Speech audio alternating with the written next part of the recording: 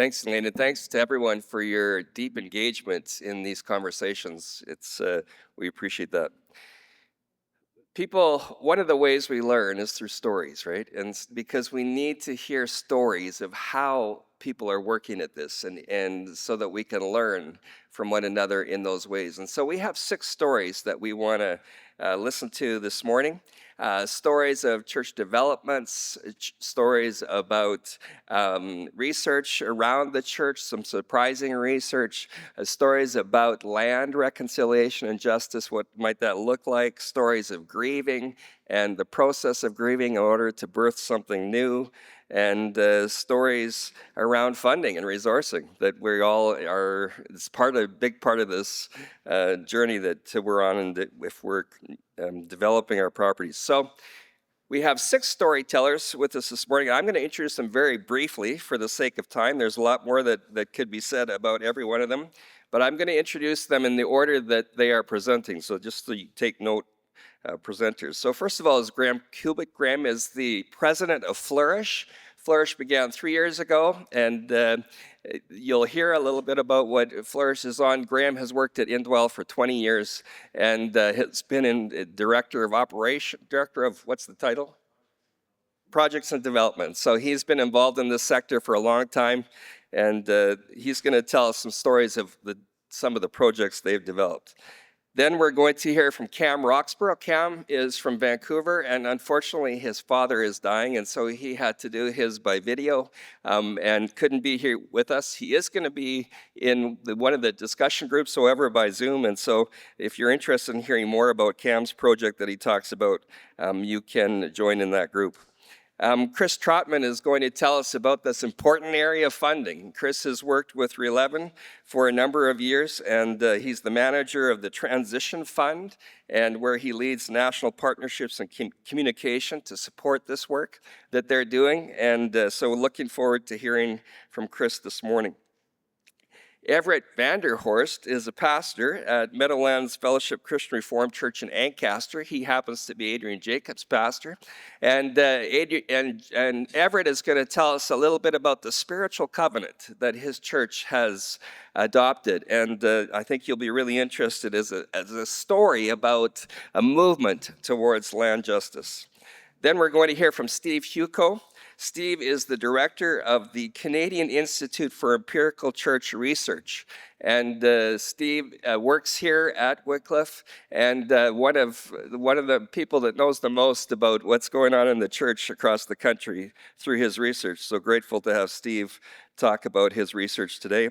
And then we're also going to hear from Ainsley Chapman. Ainsley was the is the executive director of Evangel Hall Mission, a housing agency that first provides safe homes here in Toronto. And she brings a lot of years of experience there. She's also working with the Presbyterian Church and local congregations in those initial stages of viability studies and figuring out where to go and what's possible with their church buildings. And so we're grateful to have Ainsley talk about the process of grieving that is a part of this journey for so many churches. So I'm going to invite you to come. Graham's going to start, and then the rest of you just follow up as the last person finishes, and we'll just hear these stories all in one fell swoop. So welcome, Graham. Oh, yeah, okay.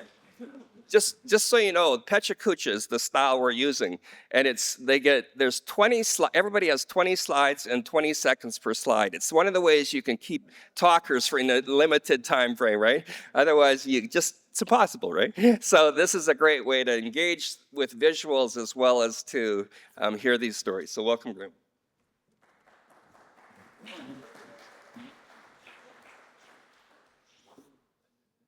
Thanks, Tim. I don't know if the clock started yet, so okay. Yeah, my name's Graham Kubik, and I'm really pleased to be here and be kicking off this panel of presentations. So here goes to, I always want to say Machu Picchu, but Pecha Kucha.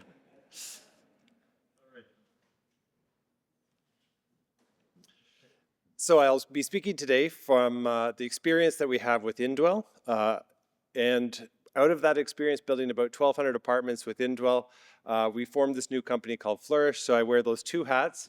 But our question that keeps coming up over and over and over in our office, what do we do with our old churches?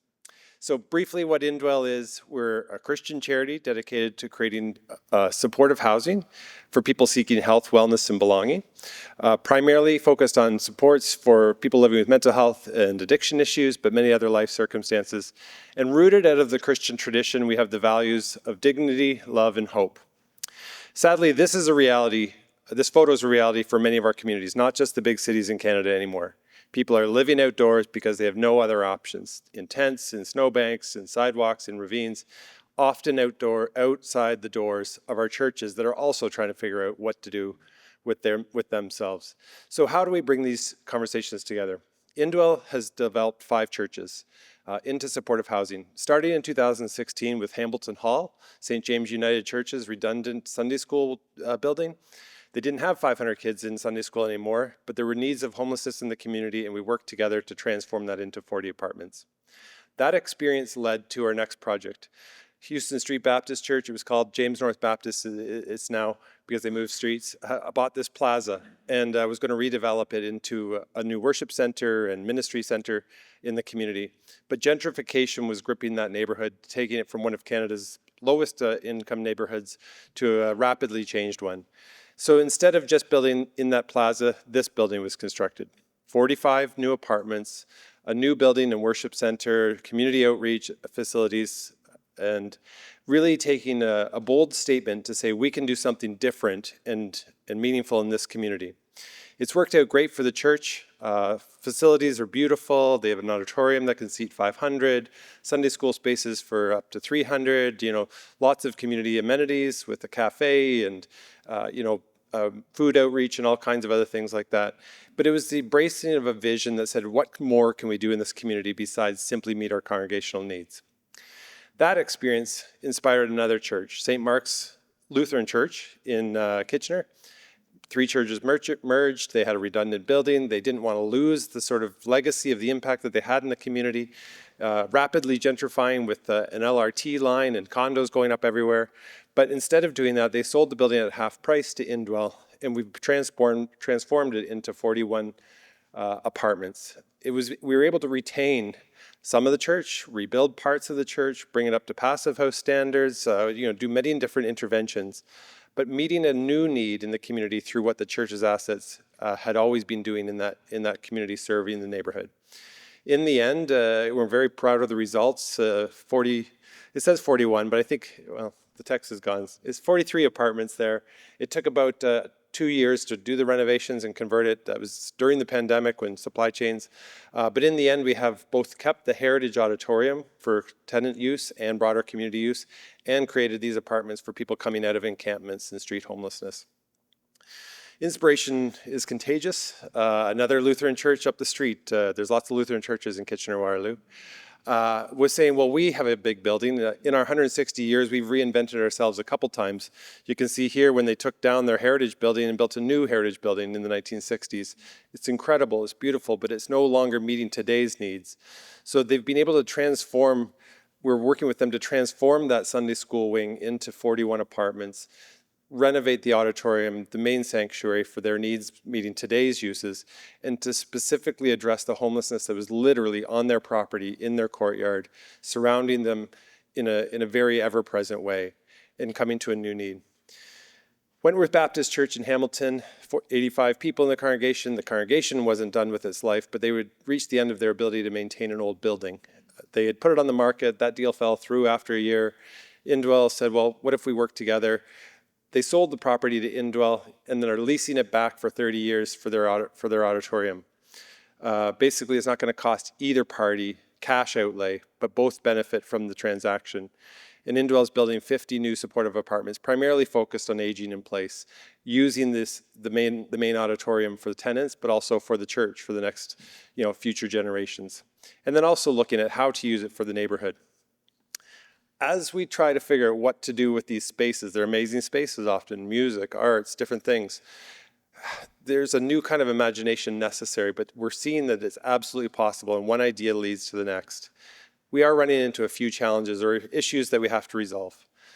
They're not unresolvable, but they do come up as issues. How do we deal with property taxes? Churches are property tax exempt.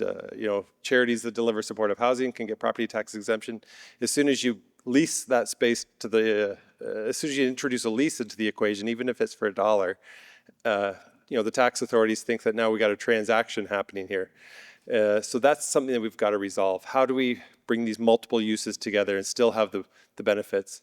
Issues of valuation and ownership. Who sets the value of these properties? Is it just an appraiser? Is it highest and best use? Is it missional value, social impact?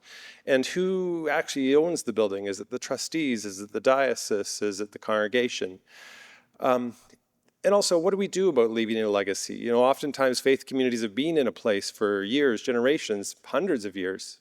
How do we honor that? And what are the goals of legacy, particularly for some of these larger or institutional type landowners? In all of this, we've realized that it's not only not impossible, it's highly possible to do things differently and to meet new generational needs. But one of the biggest challenges we've figured out is deciding how to decide is super important. We had one situation where we got to the very end, we even secured some significant grants from the government, and then the church decided they weren't ready to move on.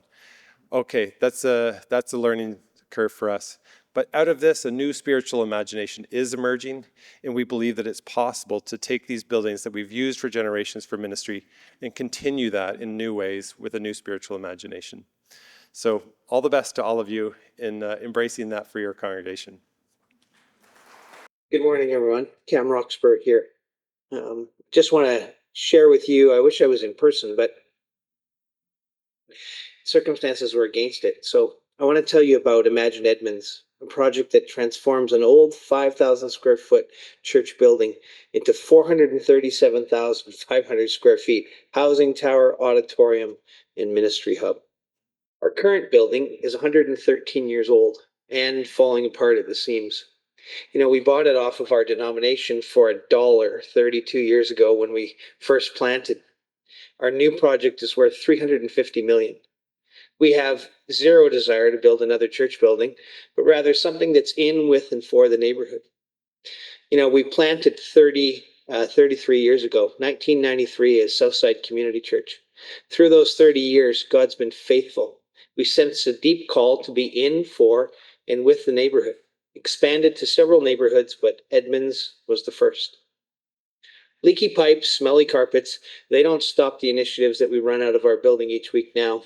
The food pantry, weekly community meals, outreach resource center through the Society to End Homelessness in Burnaby, mobile showers, emergency weather response, they're all part of being for the neighborhood. When we arrived in Edmonds, prostitution, crime, drug addiction, homelessness were all the norm. The neighborhood was changing as we were seeing stable working class families move out. We knew God had sent us there. And today we see the neighborhood changing again as older buildings are torn down for a greater density. We've always sensed a calling to purchase the vacant property next door. God closed the door many times over the past 25 years, but after a year of praying for a miracle, a real estate agent for the owner literally walked in one Sunday, wanted to make a deal. The old man who wouldn't sell, his kids were willing to now sell. So this is Edmonds today. My wife and I moved into this vibrant neighborhood when we first planted. People sum up the Edmonds neighborhood in 3 words: unique, diverse, local. You see, Edmonds is the #1 landing place for immigrants in Canada. Over 100 languages spoken on Edmonds Street alone. This is us on a Sunday morning, having coffee and pastries in our front parking lot. We're still learning what it means to not just be in the neighborhood, but to be with and for our neighbors also. We're learning to do regular prayer walks, shopping locally, building relationships with our neighbors. All kinds of things like this have helped to make us in the neighborhood. Short walk down the street will reveal so much brokenness. Single parent families struggling to put food on the table, people bound by addictions, homeless rates on the rise. We need more housing, more resources in Edmonds, but we also need the power of Jesus. Our project, Imagine Edmonds, seeks to meet some of these needs through affordable housing, an arts center, and a neighborhood hub. which will support many local organizations seeking to improve the neighborhood. We believe God is using these things, like housing and the ministries, to build relationships with our neighbors, introduce them to Jesus. The mayor of Burnaby is certainly a friend. He's so supportive of our project. In fact, when we went to him with the idea, he said, "Hey, instead of just 2 parcels of land, why don't you go to 4 properties?" Well, in this economy, it's a 2 property plan right now. But with the provision of the right partners and funding, more is possible. The whole block could now be for the right price. The housing tower, it's going to be a fully rental tower, and it would include both workplace and below market housing. This would allow individuals and families to remain in our neighborhood. One of our neighbors recently had to vacate. She's been on the wait list for BC Housing for over a year now. One of our main focuses has been on reaching families through after school music programs. We've run summer day camps in our buildings and at the local schools. In fact, this last year we baptized one of the parents from a summer camp family. A music school like this would be part of the Art Center, the auditorium available to all kinds of community groups. Our pantry has supercharged our love for the people of Edmonds. After 30 years of people waiting out in all kinds of weather to come into the food bank, we shifted a couple of years ago to the pantry. People are given a certain time. Good morning, everyone. Cam Roxburgh here. Just want to share with you, I wish I was in person, but circumstance, after 30 years of people waiting out in all kinds of weather to come into the food bank, we shifted a couple of years ago to the pantry. People are given a certain time each week when they can come and shop for what they want, free, of course. We're seeing community being built among all the attenders. Neighborhood Hub would provide space for multiple initiatives to run. This hub would bring together organizations dedicated to social justice, support, healthcare, neighborhood restoration. We have other dreams as well, including a school of mission to train church leaders for reaching neighborhoods in the future, emergency weather shelters, showers, and more. This is a map of our property, and at least where it's going to be, 2 current property projects. We're growing in prayer as we dwell in the neighborhood, discern where God is at work, and then explore ways to partner with Him.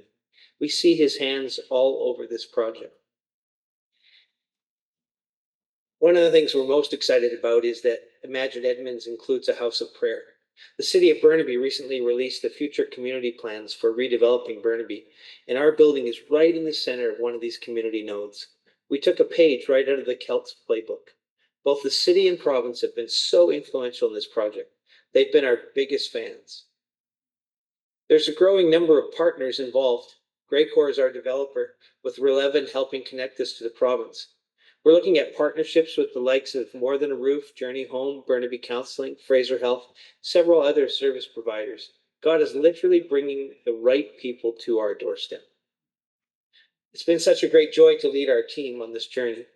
We have our first and second reading of our rezoning application on May 27th and provisional approval from the province in June. Construction financing and permit are to follow sometime in the fall. Demolition is scheduled for October and a shovel in the ground February 2026. Let me finish by sharing a verse that's become so evident to us, Ephesians 3:20. Now to him who is able to do immeasurably more than all we ask or imagine, according to his power at work in us. This scripture has been a banner over the whole project, and it inspired the name Imagine Edmonds. Thank you for letting me share, and we're happy to answer questions about the project during the table conversation time. All right. So, hi, welcome everybody. So, when I started getting into housing, the very first thing I did, like all of you, is start talking about policies and procedures and funding and the complex part about development. But really, there's something else that is happening, and that's grief. And grief is holding up churches. They're keeping churches from making decisions, slowing down projects, and taking them off track. Grief teaches us about what's important. It forces us to acknowledge our fears. And when we ignore it, it can blind and sabotage us. And in this context, it can sabotage a building project. COVID taught us a lot about grief and that we can experience it when we lose things that are intangible. We grieve the loss of routine, the loss of the familiar, the loss of feeling comfortable in our own world. This is all a form of grief. And while we're out here with a million new ideas about how to revitalize church properties, There are people back in our congregations who are struggling with the loss of the future they imagined. They pictured their children and their grandchildren getting married and baptized in a packed church the way they did. It's hard to picture a new future when you haven't accepted that the future you imagined is gone, and this is grief. We know that church is more than walls. It's what you do inside those walls and what you do for your community. That's church. It's how you love your community and how you welcome and support and lift up your community. And your building is only as effective as the people inside of it. One way to help with that transition is to look back as a church and through your history, remind yourself of who you are and what you have done as a church for people and for your community. What does your history tell you about your values and who you are? Some of that work can be done through collecting artifacts like photos, objects, news articles, but the important part of this process is storytelling. Storytelling is part of the grief recovery process. It's part of remembering and honoring the history of the people who made the church, not the people who made the building, although that's part of it. There's a story I read about a woman who was really upset that her congregation was talking about rebuilding. What had happened was when she was a young widow, the church had kept her and her child out of poverty and homelessness. She repaid this act of kindness by fundraising for stained glass windows. So the loss of the windows in this redevelopment was incredible grief to her for what they meant to her. I was telling a minister a couple weeks ago about this and how one example is how you can pull out the windows and bring them into the interior architecture through using light boxes. And she rolled her eyes and she said, "I am so over white Jesus, this guy isn't coming with us." And that was a good reminder that grief sometimes is about recognizing ways that we have actually built harm into our buildings. And just because it's old doesn't mean it's culturally important. There's lots of examples of these are pews that have been repurposed in a new building with some nice cushions, plaques or other ways. There's lots of ways of bringing in parts of your history into the new architecture. Um, Another interesting story is for gardeners here, you can imagine the grief you would feel picturing a digger tear up the garden that you have labored over years. There's a story of a woman who would collect the seeds of the church garden every fall, replant them every spring. The seeds were brought over by her grandmother when she immigrated. You can picture the grief she feels when she hears people around her talk about ripping up the garden. These are the stories that we need to be sharing and the histories we need to be honoring before we start talking about destruction and rebuilding. We've also seen that redevelopment in 2025 is infinitely more complicated than we imagined and more so than 10, 20, 30 years ago. So what happens for the person whose role it has always been to be the helper, the problem solver, the one who always has the answers, but they're suddenly in over their heads? Someone with a helper identity can be a project's biggest asset or biggest liability. Retired Uncle Ted is in a development adjacent career, and he sees the church struggling financially. He's ready to jump in and fix it. He brings in a guy and a plan that's going to solve the church's financial problems, but he's thinking like a private developer and he's pushing the church away from their values. This is a guy who can do it cheaper. Churches have lived in a culture of deficit. You make do and fix things with what you have, and you're proud of saving money. And it can be very hard for people who've scrimped and saved and only work with budgets less than 100,000 to suddenly adjust to a project of 20 million. When we talk about land use, using land for the high social impact purpose, we go back to the roots of the church, and this is what we're talking about. We're talking about how do you reflect healing, social isolation, families, reconciliation into your project. This is the mug this is what the schedule of a retired church volunteer should be doing. And that's something that we want to be able to help them get there so that they can hand over some of this sense of responsibility to experts so that these are the experts. So this is the development team that's going to help you identify your values, design a building to reflect those values, find the money to pay for it, and get it built. And they're going to be paid for what they do so that the volunteers can get back to golfing. And this is the navigator who's going to help you. And this is how I view my role. And there's a lot of us, the number of us are growing. CMHC, for example, is building a navigator program, not how to build, but how to journey with churches, how to walk with churches, to work with developers so that you're not alone. Someone asked me how I'm so optimistic about building, and it's simply because we have no choice. We failed when we handed over the planning of our homes and our neighborhoods and our communities to the open market, and we are taking it back. We are building the communities we want, communities for seniors, people with disabilities, families, newcomers, students with bright futures, and people who need a second chance. We aren't here to fix financial problems. We're here to build the world we want. Thank you. Good morning, everybody.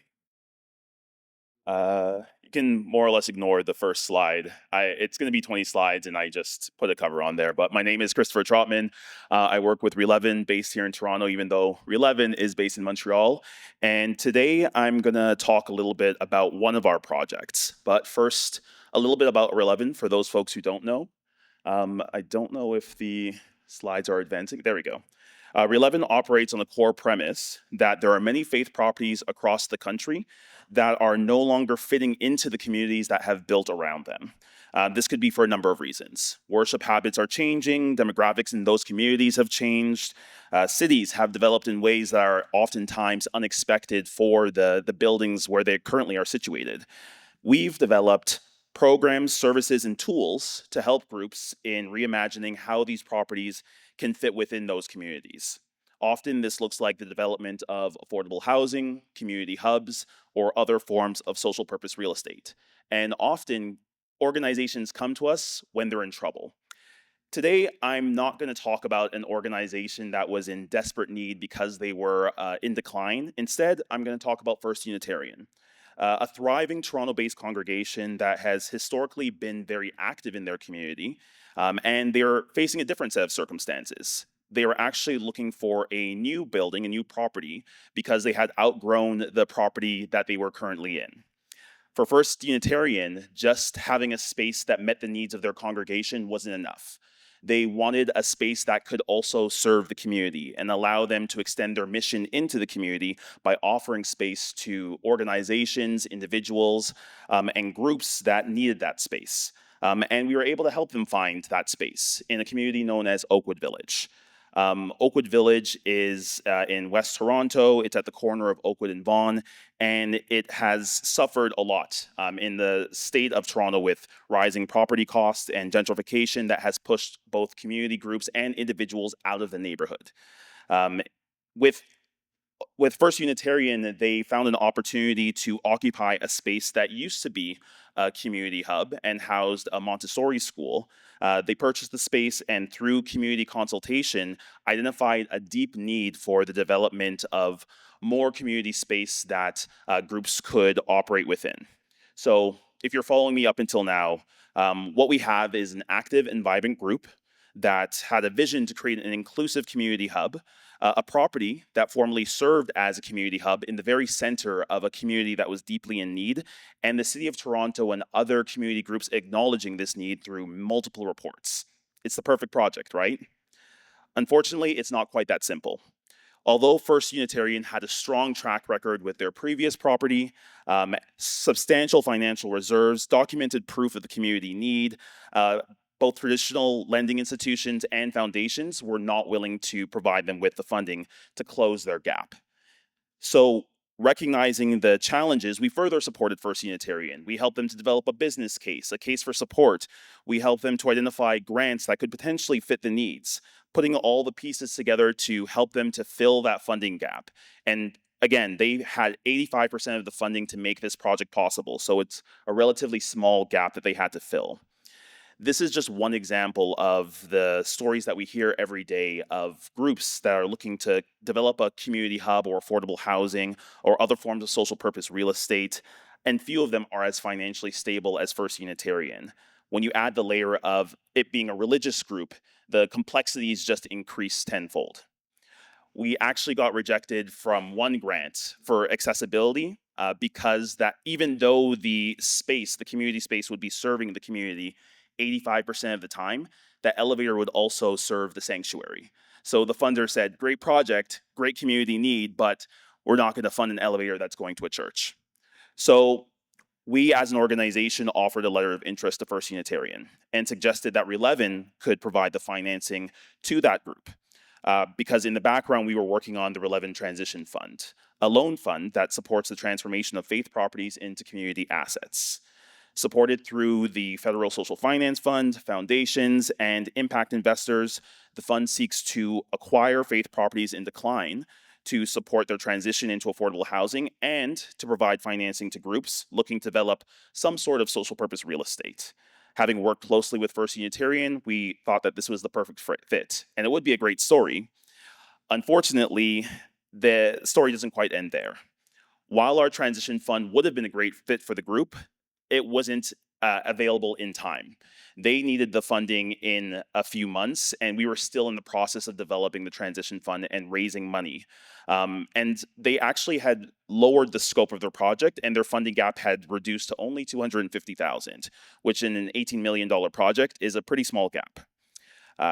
But using the case for support that we had helped them to develop, the business case, they were able to go back to their congregation and actually get a loan from their community at GIC marked interest rates, so a very friendly loan that allowed them to close their gap. So there are a few things that we can take away from this. One, it's imperative that we have our own tools to fund projects that are led by and involving religious groups. By nature, they're going to be very complex engagements that require a nuanced understanding of both opportunities and the challenges of working with religious communities. Number two, there is no one-size-fits-all solution that's going to address the opportunities that exist with the redevelopment of faith properties. We have to be flexible in our thinking and willing to walk alongside the different groups that will be impacted by the redevelopment and work towards a workable approach. And number three, the opportunity is now. Had we started working on the Relevin Transition Fund 6 months earlier, we may have been in a position to invest and help First Unitarian close their funding gap without compromising on the vision of their hub. And I can assure you there are many more projects across Canada that require this kind of support and have this kind of vision. So as it turns out, we're actually still in the process of raising money for the Transition Fund. Even though the fund has officially launched, we are still in the process of educating our investors and raising money to make that full $30 million close for the fund so we can continue to invest in groups across the country and empower the great work that religious communities are doing with their properties and empower communities. So we're not suggesting that our fund is going to be the perfect tool, but we believe it will help to accelerate the amazing work that groups like First Unitarian and enable greater access to redevelopment of affordable housing, community hubs, and other forms of social purpose real estate. For the moment that we're in right now, we think it's just right. Thank you. January 28th, 1832, a declaration by the Parliament of Upper Canada created the Grand River Navigation Company. The purpose of the company was to make the Grand River more navigable from its Welland Canal connection to Brantford. This would happen through the construction of dams and other infrastructure projects. Two important things need to be noted about this parliamentary decision. First, the Grand River was and is at the heart of the Haldimand Tract, the nearly 1 million acres of land granted to the Six Nations of the Grand River, one of many Indigenous people groups in Canada. Second, this company was created and operated in spite of the repeated protests of Six Nations. Between 1834 and 1847, recorded transfers showed that more than $177,000 was taken from the Six Nations trust funds by agents of the Crown and invested into the company. The trust funds were used to pay its day-to-day operating costs and maintenance expenses. Those agents also collected money from the government-controlled sale of Six Nations land. And in 1837, agents transferred just over 360 acres from Six Nations to the company free of charge. Now, if you were wondering why you've never heard of the Grand River Navigation Company, it's because the corporation filed for bankruptcy sometime soon after 1847. And in the wake of this failed venture, the money from the unauthorized sales of land were never deposited into the Six Nations Trust Fund. The funds taken to invest were never reimbursed.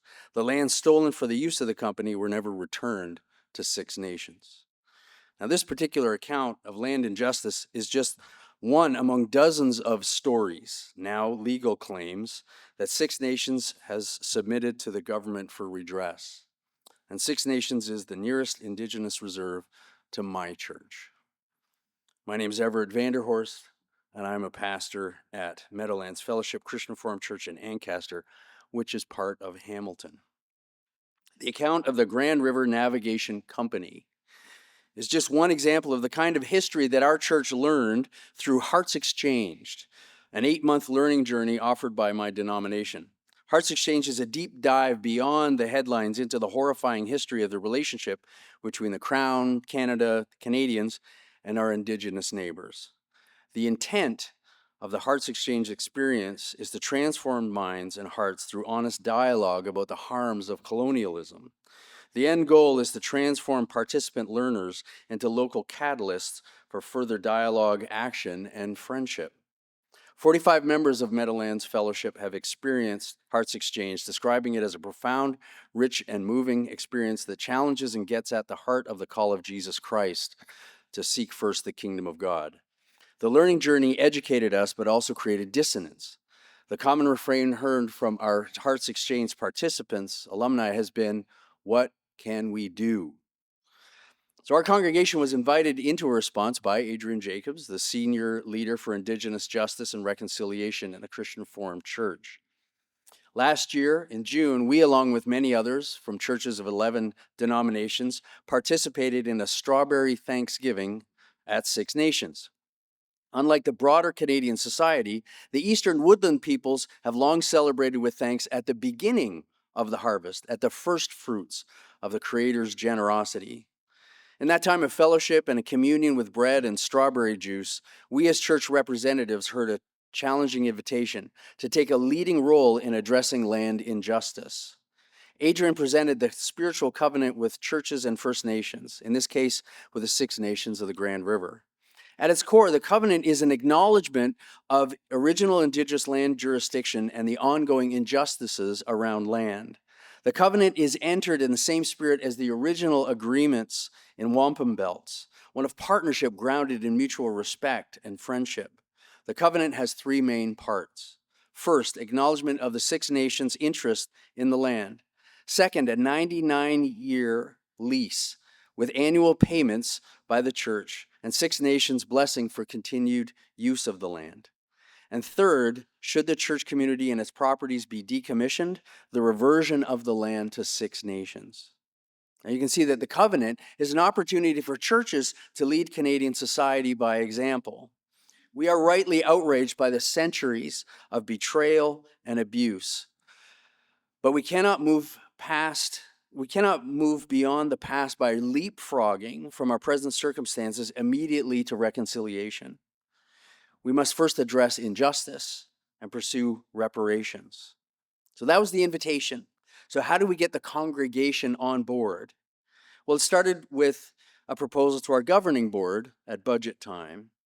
Now, providentially, our church culture is a yes culture. That means when we hear an idea, our first response is, how do we say yes to this? And we knew we had the support of all those who had been through the Hearts Exchange experience. And so we proposed a commitment in bite-sized pieces. We would not at this time enter into the property reversion agreement. We knew that that would be a startling proposal, and the bigger issue would be the legal opinion of the institution that holds our mortgage. Plus, as a church of more than 400 members, we knew we had some time. So we proposed to engage the financial commitment of token lease payments. And what we do is we'd set aside 1% of our total budget, approximately $7,000. In year 1, 25% of that would come from the budget and the rest from donations by committed members. We would increase the budget portion of the commitment by 25% per year, so 50%, 75%, until 100% of the payment would be in the budget by year 4. And so with the presentation and the support by the Hearts Exchange team, the proposal passed unanimously. So the next step is, how do we transfer these funds? Do we just send a check? Do we make it an e-transfer? I'm thinking there's got to be a better way. One of personal engagement, one which provides an opportunity to build relationship. That is the next step for us on this reconciliation journey. And so, friends, I hope that you would consider our story as an invitation for your churches to consider, as an act of justice, a step towards reconciliation, and a way to pursue friendship with your Indigenous neighbors. I wanted to title this talk, When Stories Don't Tell the Whole Story, but I thought that'd be a little bit too provocative. But a little bit about our research. So I represent the Canadian Institute for Empirical Church Research here at Wycliffe College, and we got a grant to study the church in Canada. So a little bit about our data set. So we base our data on the T3010 data that every charity in Canada has to fill out. And so we have eyes on the church in Canada from 1990 up to the present day. Over top of that, we've overlaid Canadian census data, environics, and other kind of public data sets. And what we do is we try and look at the trends in the church. So here's just two examples of some curves of trends. So one church growing, and then declining. And so if you can imagine 30,000 churches, we have all their data and we want to analyze it. I kind of say we're kind of like the money ball of the church, but not quite. But so one thing we do is change point detection. So we can use an algorithm to actually look at points that churches have changes, whether they're growths or declines. And these often center around things like leadership changes or buildings. The last one in the bottom corner is actually a church merger. And so we can see how all these patterns kind of develop together. The other things we try and do is we try and cluster groups of churches together into patterns, and we can start to see trends within the data. And what this means for denominations is that, many denominations are facing declines in their congregations, but many denominations will have churches that are on the rise. Finding these stories in the data can provide helpful indicators of where we can find life and opportunities to intervene into church contexts and to affect some change for those things. The other thing that we've been doing, which might be surprising, is we started categorizing the church. Scott, my coworker, has done some great work on this, but surprising things, the average or the median church in Canada is actually 40 people. If you reach 300 people in your church congregation, you're actually in the top 5% of congregational size.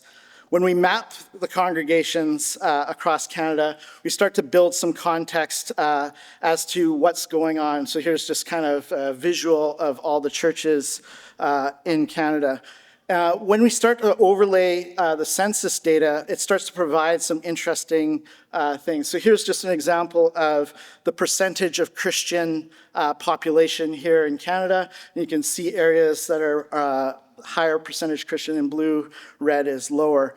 But what we're able to do from this data is actually provide some detailed community context for churches. Here's an example of a church in Calgary. And we do these, we map the data and give context to the church around the demographics, the growth projections of the area, immigration and languages, and we can build these out. And so here's kind of some community profiles, age pyramids. That's my dad's church in the bottom right. If anybody has more seniors in their community, I'd be surprised. But and this can give churches helpful insights to their communities and ways to connect and reach out. The other applications that we've been working on are suitability analysis. So both of these are church planting contexts. One is the city of Calgary, and we're able to map where churches are, where the growth projections are for population, and where places are underserved by churches, and this can provide insights to those things. So can you pause for 1 second? I'm a little bit... Okay, never mind. So I wanted to talk about two truths and a lie. So we know, I'm going to say a few statements. We know that we're closing churches at an alarming rate. We know that the church in rural Canada is actually growing slightly, and we know that potentially that the church is in decline. One of those things is a lie. So churches are closing at an alarming rate. Many of you are here today because of that. Our denominations are facing this challenge and what to do with these buildings. The second thing that we've discovered is in community size 5, which is by census data numbers is 10,000 people or less. The church is actually showing modest growth over that time period, which is a surprise. And so that really calls into question this narrative of that the church is in decline in rural Canada, and we're actually claiming that this is actually a lie. Yay, it's good news. So what's actually happening is consolidation. And so going back to this map that I showed you earlier, what we did was we did some geospatial aggregation. We clumped churches in groups of 20 kilometers. And when you actually start looking at these clumps in aggregate, it's actually showing that there's stability or slight and modest growth. And so what's happening is a reshifting or a reimagining of churches. And so the last few slides, I'm just going to talk a little bit about a story. So if you imagine a town that has 5 churches in it, in the last 30 years, 2 of those churches have closed. One of those churches has gone big, and the other 2 have kind of stayed stable. And I could show you hundreds of these charts of communities across Canada. So one of the questions we want to ask is, when we think about the size of churches, many facing bivocational situations, we have a pastor shortage in many denominations. Do we need this many churches? Do we need this many pastors? And do we need this many buildings? And so just to leave you on this kind of theme that's been building over the last day of grief, are we grieving the loss of the church, or are we just grieving buildings? And I think the data is showing that kind of God has the church side under control. And so maybe we should not grieve so much as to what's going on, but thank you.